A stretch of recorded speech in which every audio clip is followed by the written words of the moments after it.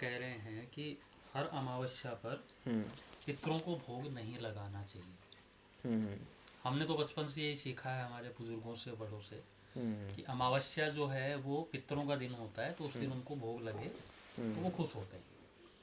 आपका ये कहना है कि हर अमावस्या पर भोग नहीं लगाना चाहिए, उनकी जो तिथि आती है या श्राद्ध पक्ष में ही उनको भोग लगाना चाहिए।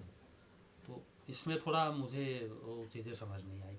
क्या बड़े बुजुर्गों ने हमें कुछ गलत बताया है? नहीं नहीं नहीं, बड़े बुजुर्गों ने आपको गलत नहीं बताया। अमावस्या एक हमारे पितरों का दिन होता है, परंतु वो कब होता है वो डिपेंड करता है।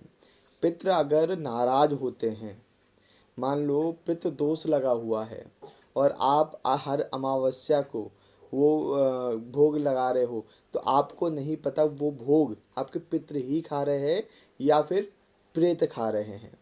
क्योंकि पितृलोक अलग है। जैसे हमारे में जो हमारे पृथ्वी लोक अलग है, उसी तरीके से पितृलोक अलग है ना। देवलोक अलग है, ब्रह्मलोक अलग है, इसी तरीके से पितृलोक अलग है। वो जब पितृ बन जाते हैं कोई, तो वो पितृलोक में अपने चले जाते हैं, और पितृलोक में जाने के बाद वो पूरी तरीके से ये हो जाता है कि उन्हें कोई डिस्टर्ब ना करे। और अगर कोई डिस्टर्ब करता है तो, या फिर उनकी कोई पूजा करके डेली अगर मान लो कोई पूजा करता है, तो वो प्रेत रूप में इस पृथ्वी पे आ जाते हैं। ठीक है। या फिर अगर मान लो आपने साधना करी, तो वो पितृ रूप में आपके रहेंगे, मगर कहीं ना कहीं आपसे भोग लेंगे, और भोग नहीं दिया तो वो कहीं ना कहीं आपको प्रेत रूप में होके और वो बंदिश में होके आपको परेशान करना स्टार्ट कर देंगे। या किसी ने अगर बंधन में कर दिया तो फिर आप परेशान करोगे। पितृ उतने ही हमारे लिए बेहतर है जितने देव होते हैं। ठीक है।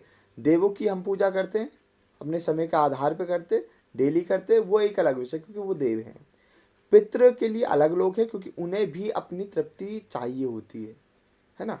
जैसे उस लोक में बैठ के वो भी तपस्या कर रहे होते हैं, वो भी साधनाएं कर रहे होते हैं, क्योंकि उनकी भी मुक्ति हो। पितृलोक के अलावा भी तो लोक है ना, उन लोकों में जाने की। अब हम यहाँ पे जाप जाप या फिर दान करते हैं, तप करते हैं, वो क्यों करते हैं? मुक्ति के लिए तो करते हैं ना। हम कहते हैं कि है प्रभु हमें मोक्ष मिल जाए। मोक्ष क्या है? दोबारा जन्म ना होना। और हम उन्हें परेशान करते रहते हैं। या फिर आपके मान लो आपने पूजा नहीं करी, और कोई भी तांत्रिक अगर आपको बंधन में देखना चाहता है, बंधन में करना चाहता है, तो सबसे पहले आपको पितरों को बांधेगा। और अगर आपने पूजा पाठ डेली नहीं करी उनकी, जैसे अमावस्या बता रहे हो, और पूजा पाठ नहीं करी, सिर्फ आपने श्राद्धों में ही करी, ठीक है, तो कहीं ना कहीं आपके जो पितर है वो स्ट्रांग रहते हैं, वो आपको बंधन में नहीं होने देते। मगर जो बहुत बड़े तांत्रिक है, वो सबसे पहले आपके जो पितर है उन्हें बंधन में करते, और बंधन में होने के बाद में ही आपके घर में क्लेश आना स्टार्ट हो जाता है, मतलब क्रिया स्टार्ट हो जाती है। ठीक है।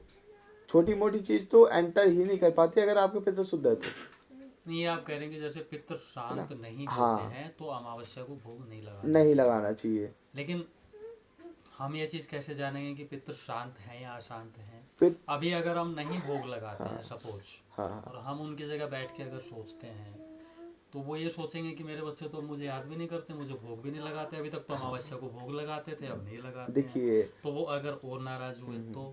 नहीं नहीं नहीं, एक ये इंडिकेट करते हैं। ठीक है। जैसे बच्चे को भूख लगता है तो वो क्या कहता है? रोता है ना। उसी तरीके से पितर अगर नाराज होते हैं तो आपको कुछ इंडिकेट करना स्टार्ट कर देते हैं। कैसे? पहला इंडिकेशन होता है कि आपके स्वप्न के माध्यम से सांप स्वप्न दिखाई में नहीं देना, आते, मुझे वो नहीं सांप दिखाई दिखाई देते, देना, ठीक मुझे वो है, नहीं दिखाई दिए। जल दिखाई देना, ठीक है, जल दिखाई देना या सांप दिखाई देना, वो पितरों को बताते हैं कि पितृ दोष है आपका। ठीक है। या फिर आपके पितृ कुछ मांग रहे हैं, वो चीज बताते हैं। या फिर आपके साथ में कुछ चीजें घटित हो रही है। मान लो किसी के घर में लड़कियां ही लड़कियां हो रही है, लड़के नहीं हो रहे, तो भी वो पितृदोष का कारण होता है। या फिर बना बनाया काम बिगड़ जाता है, तो भी वो पितृदोष का कारण हो सकता है। कई कारण होते हैं। ठीक है। हड्डी से संबंधित भी दिक्कतें पितृदोष का कारण हो सकती है। अगर हम ज्योतिषी के आधार पे भी चले ना, तो शनि दोष के कारण वो होता है। और शनि क्या काम करते हैं? शनिदेव कर्म प्रधान है, न्यायाधीश जिसे बोलते हैं। और न्याय, अगर कुछ गलत काम किया है तभी तो न्याय नहीं मिल रहा, या फिर न्याय का परिणाम आपको पूरा गलत मिल रहा है ना। तो उसी प्रकार से कहीं ना कहीं आपने विपरीत कुछ ना कुछ किया है, या फिर दोष लगा हुआ है जिसके कारण से वो दिक्कतें आई है। तो उसके लिए आपको पता करना पड़ेगा, या फिर आपको स्वप्न के माध्यम से वो देखना पड़ेगा, या शिव जी से आप प्रार्थना कर सकते हो। स्वप्न के माध्यम से तो मुझे ऐसे कोई हाँ, संदेश नहीं आप नहीं, आपने बताया था कि आपकी माता जी को वो चीज़ें दिखाई दे रही थी, हाँ, जो आपने पहले, हाँ, जो आपकी माता जी को दिखाई दे रही थी वही चीज़ें चली आ रही थी, है ना। अभाव तो है। हाँ, तो कभी कभी ये चीज़ होता है कि कभी कभी स्वप्न में हम खुद भी भूल जाते हैं क्या चीज़ दिखाई दे रहा है, क्या चीज़ नहीं दिखाई दे रहा है। ठीक है, शिव जी से आप प्रार्थना कर सकते हो। शिव जी को सोमवार को जल चढ़ा के, और शिव जी से प्रार्थना कर सकते हो हाथ लगा के, और उसके बाद में ओम नमः शिवाय ओम मंत्र का जाप आप करोगे। एक माला जाप करने के बाद में कह देना कि हे शिव जी महाराज, जो भी मेरे पितृदोष हैं उनको मुझे स्वप्न के माध्यम से उनके लिए बताएं, या अगर बंदिश में है वो दिखाएं। ठीक है, ये आप प्रक्रिया आप कर सकते हो। कुछ दिन करना पड़ेगा, जैसे हर सोमवार को आप करोगे, और मगर याद रखना पड़ेगा कि सपने में दिखाई क्या दिया है। इंडिकेशन अलग अलग हो सकते हैं, और उसके माध्यम से आपको पता चलता है ना। तो वो चीज़ें आपको खुद समझनी पड़ेगी। लगभग हो सकता है आपको 5 सोमवार करने पड़े, 7 सोमवार करने पड़े, या 11 सोमवार करने पड़े। वैसे तो देखा गया है कि मतलब 3 से 5 सोमवार में ही पता चल जाता है कि आपके पितृदोष है कि नहीं है। वो स्वप्न के माध्यम से आपको पता चल जाता है ना। ये चीज़ आप कर सकते हो।